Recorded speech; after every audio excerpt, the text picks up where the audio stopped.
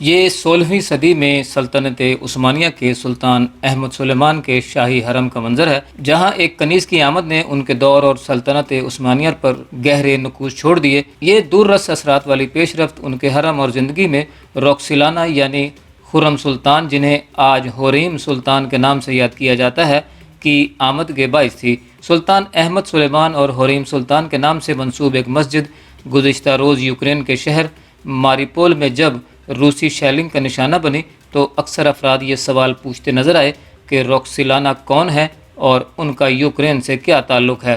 سلطنت عثمانیہ میں روایت تھی کہ اس کے مختلف حصوں سے اغوا ہو کر اور غلام بن کر کچھ لڑکیوں کو شاہی حرم لایا جاتا تھا۔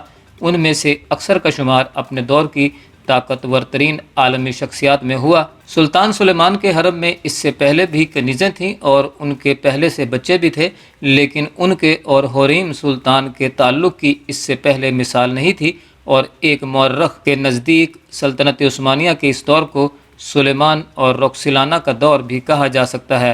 حوریم سلطان کی سلطان سلیمان کی زندگی میں آمد کے بعد اس سلطنت کی تاریخ میں، جس میں ملکہ کا کوئی باقاعدہ عہدہ نہیں تھا، اس دور کا آغاز ہوتا ہے جسے مورخ عورتوں کی سلطنت کے نام سے یاد کرتے ہیں۔ سن 1520 کے ستمبر میں جب سلطان سلیمان کو سلطنت عثمانیہ کے 10ویں حکمران کی حیثیت سے تخت ملا تو اس کی حدود میں مشرقی بحیرہ روم، بحیرہ اسود اور اس کے ساحلی علاقے، آج کے مشرق وسطیٰ میں شامل زیادہ تر علاقے اور جنوب مشرق کی یورپ شامل تھا۔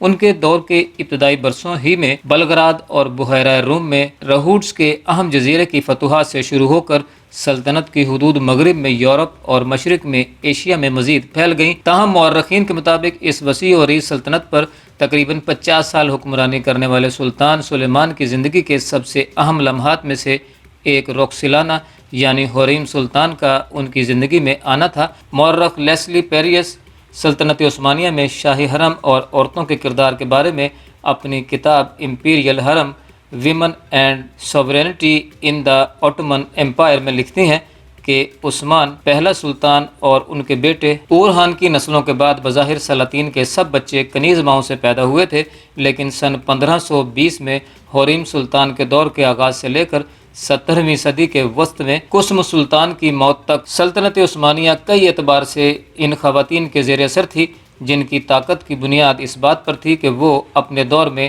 سلطان کی پسندیدہ کنیزیں تھیں۔ یہ کہنا غلط نہ ہوگا کہ حرم سیاست کا مرکز بن گیا تھا۔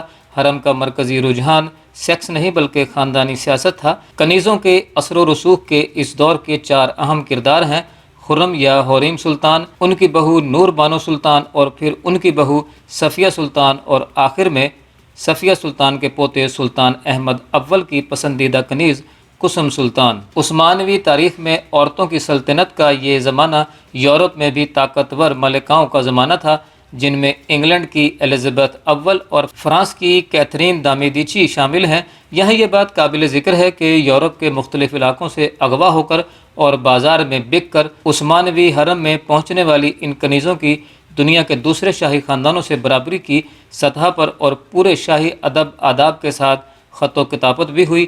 انگلینڈ کی ملکہ ایلزابتھ اول نے صفیہ سلطان، ایک اور کنیز کو سن 1593 میں تحفے میں اپنا پورٹریٹ بھی بھیجا تھا۔ مورخ لیسلی پیریس کی حوریم سلطان کی زندگی پر سن 2020 میں شائع ہونے والی کتاب ایمپریس آف دی ایسٹ یعنی مشرق کی ملکہ کا موضوع بھی یہی ہے کہ ایک غلام لڑکی کیسے سلطنت عثمانیہ کی ملکہ بن جاتی ہے۔ انہوں نے لکھا کہ عثمانیوں میں ملکہ کا باقاعدہ عہدہ نہ ہونے کے باوجود روکسیلانہ حوریم سلطان نے یہ کردار ادا کیا، اور انہوں نے 16ویں صدی میں یورپ کی نامور ملکاؤں کی بھرپور انداز میں برابری کی۔ پیریس اپنی کتاب ایمپریس آف دی ایسٹ میں لکھتی ہیں کہ 15ویں صدی کے اختتام کے بعد سے حوریم سلطان کا آبائی علاقہ سمجھا جانے والا رتھینیا ان علاقوں میں شامل تھا جو انسانوں کی تجارت سے بری طرح متاثر تھے، اور اس کے پیچھے زیادہ تر کریمیا کے تاتاریوں کا ہاتھ تھا۔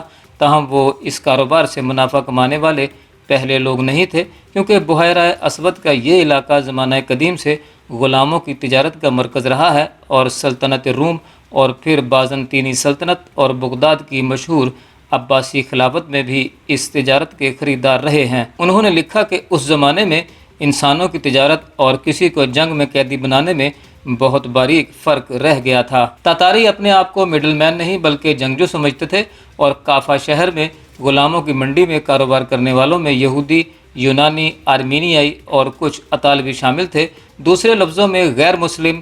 پیریس لکھتی ہیں کہ یورپ میں ان تاتاریوں کے خلاف شدید جذبات پائے جاتے تھے، لیکن تنقید کرنے والوں کو لوگوں کے غلام بننے سے کم اور اس بات سے زیادہ مسئلہ قیدیوں کے مسلمان بنائے جانے کے امکان سے تھا۔ غلامی ان تنقید کرنے والے یورپیوں کے لیے نئی بات نہیں تھی۔ انہوں نے خود کبھی بحیرہ اسود کی انسانوں کی منڈیوں سے خریداری کرنے میں ہچکچاہٹ محسوس نہیں کی تھی۔ انہوں نے لکھا کہ کریمیا کے تاتاری لوگوں کو تجارت کے لیے قیدی بنانے کے بعد سلطنت عثمانیہ کی حدود میں کافا نامی شہر موجودہ نام فیوڈوشیا لاتے تھے، جہاں سے سمندری سفر کے ذریعے انہیں استنبول لایا جاتا تھا۔ وہ لکھتی ہیں کہ روکسیلانا کو بھی رتھینیا سے اسی راستے سے استنبول لایا گیا ہوگا۔ کریمیا کا یہ پڑوسی علاقہ براہ راست سلطنت عثمانیہ کے زیر انتظام تھا۔ اگر ذرائع قسم سلطان کے بیٹے سلطان ابراہیم کی پسندیدہ کنیز اور سلطان محمد چہارم کی والدہ زور خان سلطان کے رتھینیا سے تعلق کے بارے میں درست ہیں تو یہ مشکل سفر انہوں نے بھی کیا ہوگا۔ پیریس کے مطابق اس علاقے میں تاتاریوں کا پہلا بڑا حملہ سن 1468 میں ہوا ہوگا، جب تقریباً 18,000 مرد، عورتیں اور بچے قیدی بنائے گئے۔ اس کے بعد تقریباً ہر سال اسی طرح کے حملے ہوتے رہے۔ پیریس کے خیال میں روکسیلانا سن 1516 میں ہونے والے ایک حملے میں قیدی بنی ہوں گی۔ اس برس مختلف اندازوں کے مطابق 5 سے 40,000 لوگ غلام بنائے گئے تھے۔ انہوں نے پولینڈ کے ایک مورخ کا حوالہ دیا جن کے مطابق روکسیلانا کے علاقے میں 1509 میں سے ایک حملہ ہوا تھا اور وہ شاید اس میں قیدی بنی ہوں۔ سن 1578 میں کریمیا کے دربار میں پولینڈ کے سفیر نے ان حملوں کی تفصیل بتائی کہ یہ موسم سرما میں ہوتے ہیں، جب دریا اور جھیلیں جم چکی ہوتی ہیں اور حرکت تیزی سے ہو سکتی ہے، اور قیدیوں کو مناسب خوراک بھی نہیں ملتی جنہیں بیڑیوں میں پیدل چلایا جاتا ہے۔ رتھینیا سے استنبول تک کا سفر روکسیلانا جیسی کم عمر لڑکیوں کے لیے معمولی بات نہیں تھی۔ یہاں یہ بات قابل ذکر ہے کہ سن 1509 میں ہی سلطان سلیمان کی شہزادے کی حیثیت سے پہلی تعیناتی 15 سال کی عمر میں کافا میں ہی تھی، جہاں وہ گورنر بنا کر بھیجے گئے تھے۔ پیریس نے ایمپریس آف دی ایسٹ میں لکھا ہے کہ ہمیں روکسیلانا کے اصل نام، جائے پیدائش، تاریخ پیدائش اور والدین کے بارے میں معلومات نہیں ہیں، تاہم وہ لکھتی ہیں کہ ان کی اس زمانے میں بہت زیادہ اہمیت کے پیش نظر کچھ باتوں پر یقین کیا جا سکتا ہے، جیسا کہ ان کا تعلق یوکرین کے علاقے رتھینیا سے تھا، جو اس وقت پولینڈ کا حصہ تھا۔ روکسیلانا کا مطلب بھی رتھینیا کی لڑکی ہے، اور یورپ والے انہیں اس نام سے پکارا کرتے تھے۔ پیریس کے مطابق یہ بات مکمل یقین سے کہی جا سکتی ہے کہ ان کی پیدائش مسیحی خاندان میں ہوئی تھی۔ کچھ عثمانی روایات کے مطابق روکسیلانا ایک پادری کی بیٹی تھی۔ ترکی میں عثمانوی تاریخ اور قانون کے ایک پروفیسر اکرم بورا اکنجے نے ہوریم سلطان کے بارے میں اپنے ایک مضمون میں لکھا ہے کہ اس کا اصل نام الیگزینڈر الیسووسکا تھا، اور اسے 12 سال کی عمر میں کریمیا کے تاتاریوں نے اغوا کر کے استنبول بھیج دیا تھا۔ انہوں نے لکھا ہے کہ شاہی حرم میں باقی کنیزوں کی طرح ہوریم سلطان کی بھی کئی سال تک شاہی آداب، عثمانی علوم اور اسلام کے بارے میں تربیت ہوئی، اور پھر انہیں ان کی خوش مزاج طبیعت اور مسکراتے چہرے کی وجہ سے خرم نام دیا گیا، جو جدید ترک میں ہوریم بن گیا۔ پیریس نے ایک سے زیادہ بار ہوریم کی زندگی کے بارے میں معلومات حاصل کرنے کی مشکلات کا ذکر کیا ہے، اور اس کے ساتھ یہ بھی تفصیل سے بتایا ہے کہ اس زمانے میں شاہی حرم کی زندگی کے بارے میں لکھی گئی بہت سی کتابیں سنی سنائی باتوں پر مشتمل تھیں اور زیادہ قابل اعتبار نہیں۔ انہوں نے لکھا ہے کہ روکسیلانا سن 1520 میں ستمبر میں سلطان سلیمان کی تخت پوشی کے کچھ ہی مہینوں کے بعد ان کے حرم کا حصہ بن گئی تھیں۔ اس وقت سلطان کی عمر 26 برس اور روکسیلانا کی تقریباً 17 برس تھی۔ سن 1521 میں ان کا پہلا بیٹا پیدا ہوا۔ ان کے سلطان سے ایک بیٹی اور 4، کچھ ذرائع کے مطابق 5 بیٹے ہوئے۔ تاریخ بتاتی ہے کہ بظاہر اس معمول کی بات نے اس وقت سلطنت عثمانیہ کو تشویش میں ڈال دیا تھا۔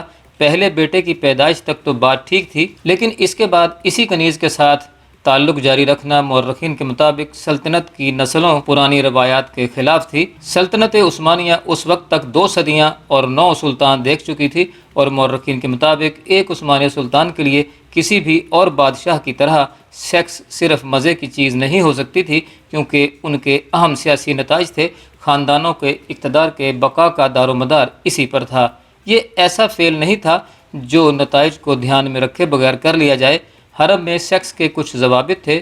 اس وقت ان ضوابط کے تحت ایک کنیز سلطان کے بیٹے کی ماں بننے کے بعد اس سے جسمانی تعلق نہیں جاری رکھ سکتی تھی۔ مورخین بتاتے ہیں کہ ایک کنیز ایک بیٹا کی پالیسی کی بنیاد یہ تھی کہ ماں ایک شہزادوں کو پوری توجہ دے سکے اور کبھی اسے 2 یا اس سے زیادہ بیٹوں میں ایک کا انتخاب کرنے کی نوبت نہ آئے۔ پیریس لکھتی ہیں کہ سلطان اور حرم کی خواتین کے درمیان سیکس وارث پیدا کرنے کی پیچیدہ سیاست سے کنٹرول ہوتی تھی۔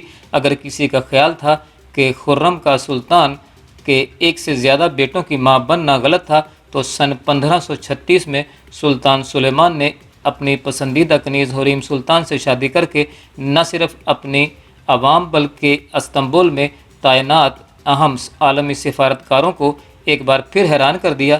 اس کے بعد جب حریم کے بیٹے روایت کے مطابق صوبوں میں فرائض انجام دینے گئے تو ان کے ساتھ جانے کی بجائے وہ سلطان کے ساتھ استنبول میں رہیں۔ یہ ایک اور روایت کی خلاف ورزی تھی۔ مورخ بتاتے ہیں کہ عثمانوی عوام کی نظر میں کسی سلطان کا ایک شخص کے اثر میں ہونا ناقابل قبول تھا، کیونکہ ان کے نزدیک سلطان کو اپنا فرض ادا کرنے کے لیے ہر بندھن سے آزاد ہونا چاہیے تھا۔ حریم سلطان اب مکمل طور پر حرم کی سیاست میں گھر چکی تھیں۔ خرم سلطان سے پہلے سلطان سلیمان کا ایک اور کنیز ماہید یورن سے بھی ایک بیٹا تھا جس کا نام مصطفیٰ تھا۔ یہ بیٹا سلطان کی تخت نشینی سے پہلے پیدا ہوا تھا اور عوام اور عسکری حلقوں میں بہت مقبول تھا، اور سب کا خیال تھا کہ اگلا سلطان یہی بنے گا۔ سلطنت عثمانیہ میں اس وقت تو جو روایت چلی آ رہی تھی اس کے مطابق ہر سلطان کی موت کے بعد شہزادوں میں سے تخت کے لیے کشمکش ہوتی تھی، جو ایک کے علاوہ سب کی موت تک جاری رہتی۔ پیریس لکھتے ہیں کہ حریم سلطان اپنا پیدائشی خاندان تو کھو چکی تھیں،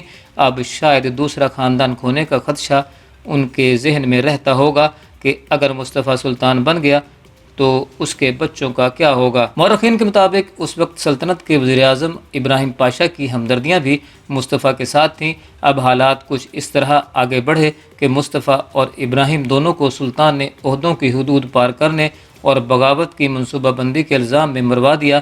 اس کے بعد اب یہ طے ہو گیا کہ سلطان سلیمان کے بعد حریم سلطان کا ہی کوئی بیٹا تخت پر بیٹھے گا۔ حریم سلطان کا اپنے خاوند سے 8 سال پہلے سن 1558 میں انتقال ہو گیا اور وہ شہزادے سلیم کو تخت پر بیٹھتے ہوئے نہیں دیکھ سکیں۔ یاد رہے کہ حریم سلطان اور سلطان سلیمان کے بیٹے بایزید کو بھی بغاوت کے الزام میں مروا دیا گیا تھا۔ حریم سلطان تاریخ کا ایک متنازع کردار ہے جس کے بارے میں کئی صدیاں گزرنے کے بعد بھی بحث جاری ہے۔ پیریس لکھتی ہیں کہ سلطان سلیمان اور ان کا تعلق اتنا غیر روایتی تھا کہ دوبارہ عثمانی تاریخ میں اس کی مثال نہیں ملتی۔ حریم سلطان اپنی زندگی میں ہی متنازع ہو گئی تھیں اور کئی صدیاں گزرنے کے بعد بھی ان کے عثمانی تاریخ میں مقام کے بارے میں بحث ختم نہیں ہوئی۔ ان پر اسی دور میں سلطان پر جادو کرنے کی باتیں کی جاتی تھیں۔ پیریس کہتے ہیں کہ عوامی سطح پر سب الزام حریم پر ڈالنا اس لیے آسان تھا کیونکہ سلطان سے تو غلطی کا تصور نہیں تھا۔ پیریس لکھتی ہیں کہ حریم سلطان کی بڑی کامیابیوں میں سلطنت بھر میں پھیلے ہوئے فلاحی کام تھے۔ مورخ لکھتے ہیں کہ انہوں نے مسجدیں، ہسپتال، یتیم خانے، لنگر خانے قائم کرنے اور پینے کی پانی کی سہولیات میں بہت دلچسپی لی اور خیراتی ادارے بھی قائم کیے۔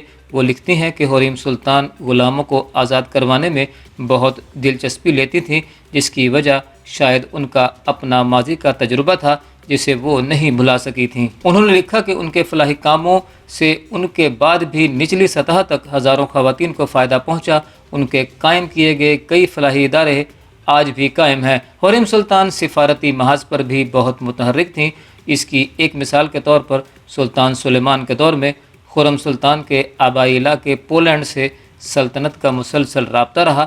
پولینڈ کے بادشاہ سجیسمند اول حریم سلطان کی کوششوں کی وجہ سے سلطنت عثمانیہ کے ساتھ امن قائم رکھنے میں کامیاب رہے۔ یہی نہیں بلکہ حریم سلطان کا خط کے ذریعے صفوی بادشاہ شاہ طہماسپ کی بہن سلطانم سے بھی رابطہ تھا۔ پیریس لکھتی ہیں کہ ممکن ہے کہ جب سلطان سلیمان کا مقصد صلح ہوتا تھا وہ حریم سلطان کے ذریعے بات کرتے تھے۔ پیریس نے عثمانی سلطنت میں حرم کی زندگی کے بارے میں اپنی کتاب امپیریل حرم میں لکھا ہے کہ 16ویں اور 17ویں صدی میں عثمانوی سلطنت کے سفارتی محاذ پر خاص طور پر 4 خواتین نمایاں تھیں: حریم، نور بانو، صفیہ اور کسم، اور ان کے ذریعے قائم کیے گئے سفارتی روابط نے سلطنت کی بہت مدد کی۔ حریم سلطان کے بعد آنے والی شاہی خواتین کے ذکر کی طرف بڑھنے سے پہلے یہ سمجھنا ضروری ہے کہ یہ نوعمر لڑکیاں دور دراز علاقوں میں انسانوں کی منڈیوں سے کن تجربات سے گزر کر استنبول پہنچی تھیں۔ اغوا کے تجربے سے گزرنا کسی کمزور انسان کے بس کی بات نہیں تھی۔ حریم سلطان کی سب سے بڑی کامیابی یہ تھی کہ جب انہوں نے اپنی رہائش گاہ پرانے محل سے نئے شاہی محل میں منتقل کی تو حرم کو سیاست کے مرکز کے قریب لے آئیں۔ ایسا کرنے سے حرم ایک سیاسی طاقت بن گیا اور آئندہ آنے والے وقتوں میں حرم کی سینئر خواتین کے لیے سیاسی حلقوں میں رابطے قائم کرنا ممکن ہو گیا۔